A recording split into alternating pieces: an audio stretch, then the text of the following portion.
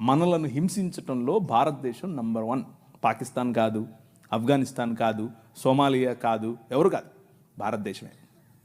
చచ్చిపోయిన వాళ్ళను కూడా గుంత తవ్వి బయటకు తీస్తున్నారు ఛత్తీస్గఢ్లో. ఎందుకు చేస్తున్నారో తెలుసా? ఇదంతా భయం. ఏంటా భయం? వీళ్ళందరినీ మనుషులు చేస్తున్నారు, వీళ్ళందరూ సమానం అంటున్నారు. మనుష్యత్వం, మతం మనుష్యత్వం ఎదుట నిలబడలేదు, భయం దానికి.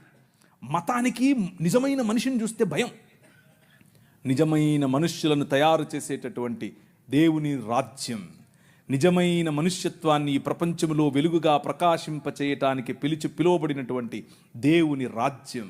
ఆ రాజ్యం నిలబడాలి, ఆ రాజ్యం పోరాడాలి, ఆ రాజ్యం భయంకరమైనటువంటి ఈ ఒడుదుడుకులలో కూడా నిలబడాలి. అలా నిలబడటానికి మీరు, మీ సమాజం, మీ సంఘం